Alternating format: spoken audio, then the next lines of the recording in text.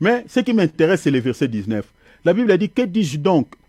Que la viande sacrifiée aux idoles est quelque chose, ou qu'une idole est quelque chose. Marie est quelque chose, Bouddha est quelque chose. Tous ces statuettes-là que les gens invoquent, Shiva est quelque chose, les gens qui prient des statuettes, est quelque chose, une idole est quelque chose. Que dit la Bible? L'apôtre Paul dit, ni l'aimant. Mais regarde les versets 20. Je dis donc, ceux qu'on sacrifiait, on les sacrifiait à des démons et non à Dieu. Et bon, dans tous les sacrifices qu'on donne aux idoles, en réalité, ce n'est pas à ces choses-là qu'on voit, mais en réalité, il y a des démons derrière les idoles. Est-ce que vous voyez, hein? Donc, les gens qui prient Maya, en réalité, ils prient un démon. Les gens qui prient Bouddha, ils prient un démon. Derrière ces images-là, l'apôtre Paul dit, il y a des démons. Ouvrez vos yeux, chers enfants de Dieu. Or, je ne veux pas que vous soyez en communion avec des démons. Je ne veux pas que vous soyez en communion avec qui? Avec des démons. Rappelez-vous, non, de 1 Timothée 4, 1, 3. Les enseignements des démons, les doctrines des démons. C'est-à-dire tout celui qui est en train d'écouter des fausses doctrines, qui écoute des prédications de faux prophètes, c'est-à-dire des fausses doctrines. Or, des fausses doctrines, selon cette écriture, la Bible dit quoi? C'est des doctrines des démons. Et si tu écoutes des enseignements des démons, tu es en communion avec des démons et tu peux être visité par des esprits. La raison pour laquelle vous remarquerez, les gens qui écoutent des faux enseignements, pour pouvoir, mes bien-aimés, les ramener sur le droit chemin, c'est très compliqué si le Seigneur n'intervient pas. Pourquoi? Parce que derrière les fausses doctrines, il y a des esprits mauvais. Il y a des démons. Cher enfant de Dieu, une personne qui écoute une fausse doctrine, tu peux lui prêcher matin, midi, soir. Si le Seigneur ne déchire pas cette voile que le Dieu de ce siècle a mis dans son esprit, que les esprits ont placé sur son esprit, et cette personne-là, mes bien-aimés, tu ne le convaincras pas. Moi, j'ai fait plusieurs fois des débats avec des témoins de Jéhovah. Il y a des témoins de Jéhovah, même je les ai convaincus.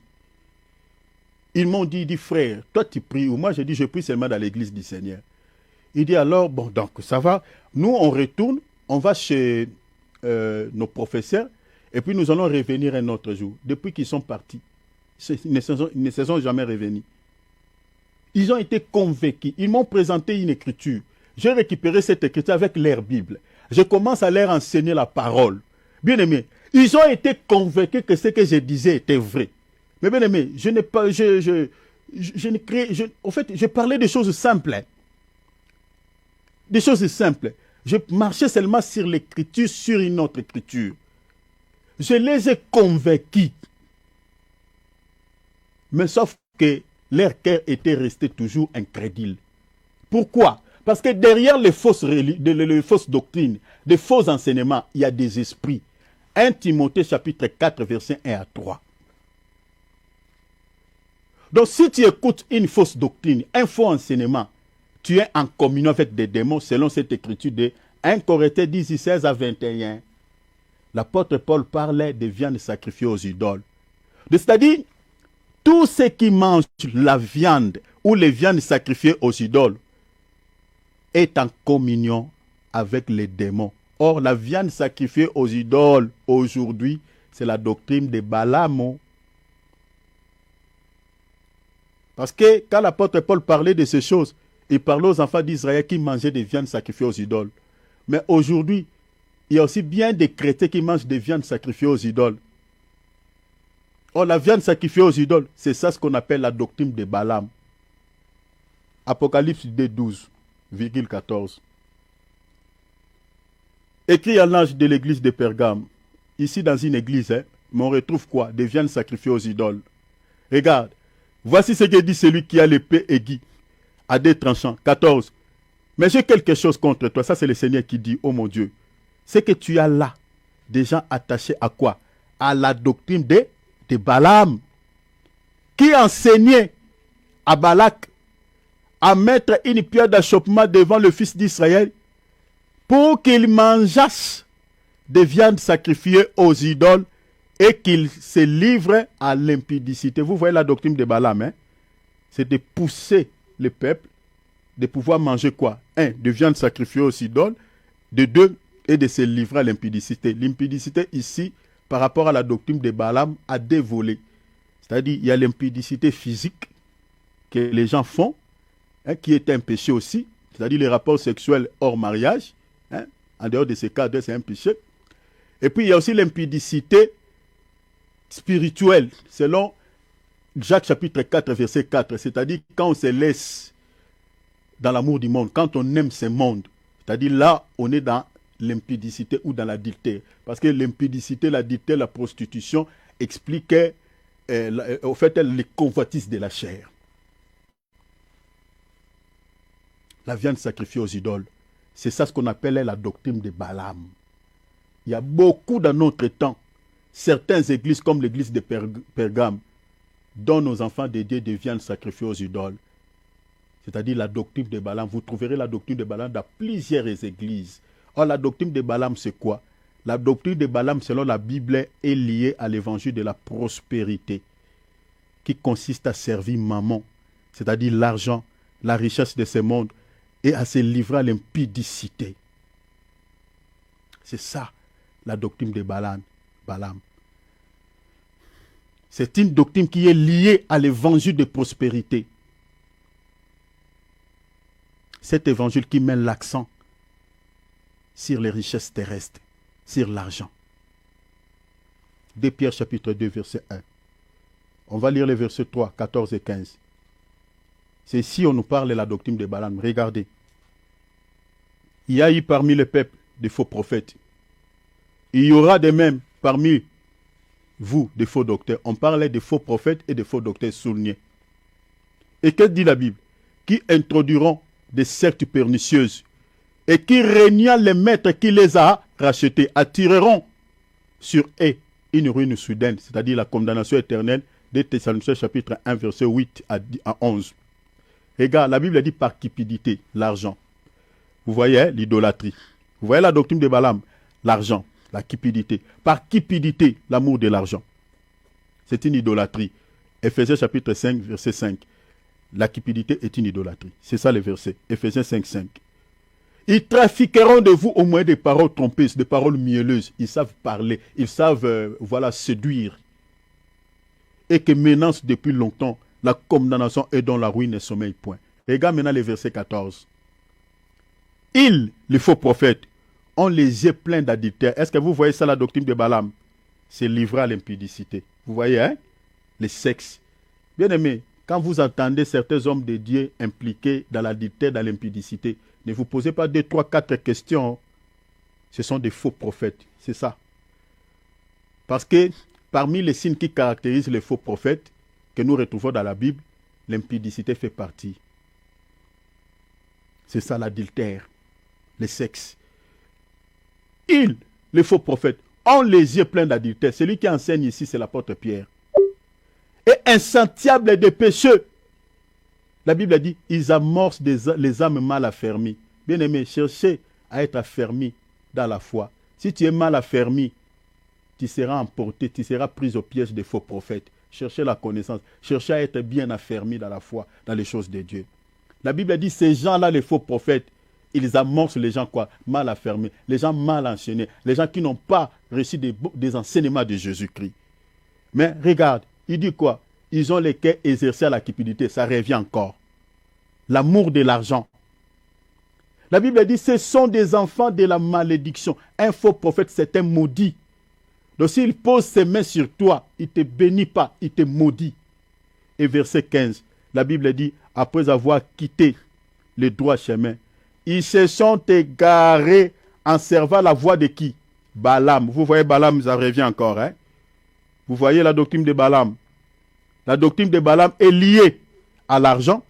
Vous voyez, à servir maman, est liée à l'impudicité. C'est ça ce que l'apôtre Paul enseigne ici. Est-ce que vous avez vu ça? Maintenant, ces gens qui enseignent la doctrine de Balaam, c'est-à-dire l'évangile qui met l'accent sur les richesses, sur l'argent, sur les choses de ce monde. C'est-à-dire, en réalité, ces gens-là nourrissent des enfants de Dieu de viande sacrifiée aux idoles.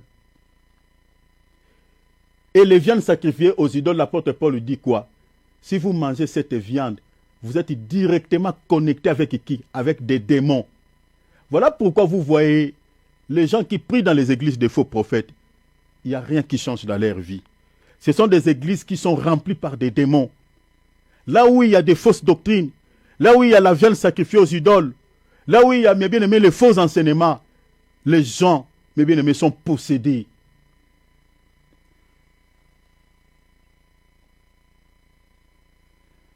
Je vais m'arrêter ici. Je vais m'arrêter ici. Retenez, toute assemblée chrétienne qui s'attache à la doctrine de Balaam, c'est-à-dire celle qui est nourrie par les viandes sacrifiées aux idoles, qui n'est rien d'autre que l'évangile de prospérité. Cet évangile qui met l'accent sur l'argent, le bien matériel et les richesses de ce monde, ne vivra jamais la communion fraternelle avec le premier frère de l'Église, le Seigneur Jésus-Christ. Dans une assemblée chrétienne où l'on boit la coupe des démons et que les gens participent à la table des démons, c'est-à-dire doctrine de Balaam, c'est ça la viande sacrifiée aux idoles. Si vous êtes nourri de fausses doctrines, la communion fraternelle n'existera jamais. C'est-à-dire dans les églises où il y a des fausses doctrines, ils peuvent prêcher sur les 4 piliers. Ils peuvent prêcher sur la communion fraternelle. Mais bien aimé, s'il y a des fausses doctrines, s'il y a des faux enseignements, les faux enseignements, mes bien-aimés, est comparable aux viandes sacrifiées aux idoles. L'apôtre Paul dit dans 1 Corinthiens 10, verset 21, il dit, vous ne pouvez boire la coupe du Seigneur et la coupe des démons. Vous ne pouvez participer à la table du Seigneur et à la table des démons.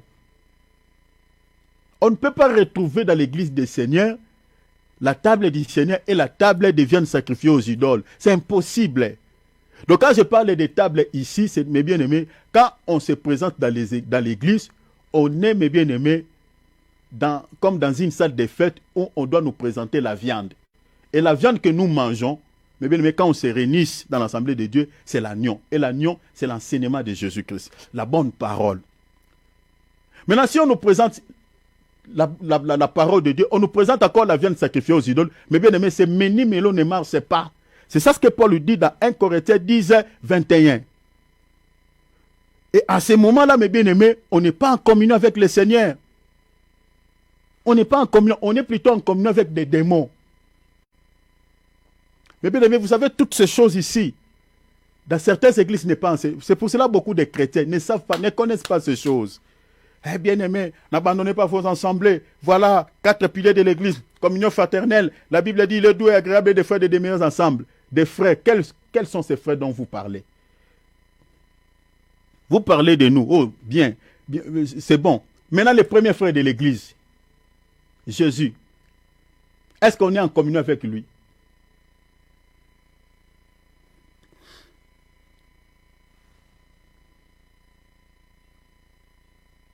On est en communion fraternelle avec le Seigneur lorsqu'on ne boit que sur sa coupe et qu'on ne participe que sur sa table. Lorsqu'on écoute un vrai enseignement, là on mange sur la table du Seigneur. Mais lorsqu'on écoute un enseignement qui ne peut pas nous sauver, là on participe aux tables des démons, c'est-à-dire on mange des viandes sacrifiées aux idoles. Et à ce moment-là, il n'y a pas la communion. Et dans la plupart des assemblées où on parle de communion fraternelle, qui se limite seulement, il faut se réunir parce que la communion fraternelle fait partie des 4 piliers. Et vous trouverez dans les mêmes églises des fausses doctrines, des viandes sacrifiées aux idoles, on presse aux enfants de Dieu, mes bien-aimés, les enseignements qui ne peuvent pas les sauver. Mais on nous ment, on est tenté de nous mentir que voilà la communion fraternelle, communion fraternelle.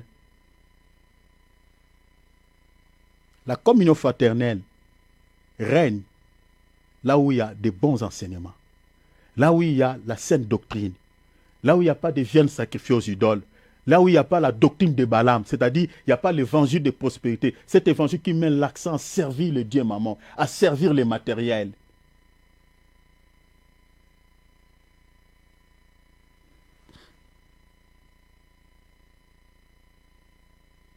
C'est ça ce que l'apôtre Paul dit. Nous sommes en communion avec le Seigneur lorsque nous mangeons que sur sa table. Je m'arrête ici. Le samedi, je toucherai sur le deuxième point. Je parlerai sur la communion est liée également à une marche dans la lumière et à la purification du péché par le sang de Jésus. Je toucherai ça samedi, je ferai un effort, je parlerai du coup des troisième point et je crois à partir de là, je serai vite. Donc, j'ai eu beaucoup de temps de parler sur le premier point, sur la communion fraternelle, parce qu'il était question de notre Seigneur, il fallait bien expliquer les choses. Mais là où vous avez des ambiguïtés, des zones d'ombre, n'hésitez pas de pouvoir me faire parvenir par un texto si vous m'avez pas bien saisi. Alors, les samedis à 15h, heure de France, heure de Kinshasa, nous parlerons sur le deuxième point. Et puis, troisième point, si on aura le temps, on touchera sur tous les restes des points. Et pour pouvoir finir sur le sixième, septième et huitième facteur. Et puis, on parlera sur le neuvième facteur qui est lié à toutes ces fêtes païennes. Au fond, nous allons prier. Dieu merci parce que tout est bon. Maintenant, après la prière, tout est bien arrangé. Ouvrons nos micros. Chers enfants de Dieu, il faut beaucoup prier pour nous. Je crois que vous avez remarqué l'attaque que nous avons réussi tout au début de cette émission. Vous avez vu, après la prière, cela est parti. Donc si on n'avait pas prié, fait la prière d'autorité, donc on n'allait pas faire l'émission aujourd'hui. Donc priez beaucoup pour nous. Ce que nous sommes en train de faire, ça paraît comme ci, comme ça. Mais le diable sait ce que nous sommes en train de faire. Le diable connaît la valeur de cela. Vous voyez, il connaît. Le diable n'aime pas là où il y a les enseignements. Parce qu'il sait qu'on ouvre les yeux aux enfants de Dieu. Regarde, mon attel est là, hein, mais ça ne se connecte pas. Le Facebook est parti. J'essaie de vous connecter avec mon tel. Heureusement, Dieu bénisse le frère David qui vous a connecté. Donc moi, seul, ça n'allait pas marcher. J'essaie de vous connecter, ça ne marche pas. Les gens qui sont sur Facebook, ils n'ont pas suivi l'émission, excepté les gens qui sont sur YouTube. Donc priez beaucoup pour nous, priez beaucoup pour ce que nous sommes en train de faire.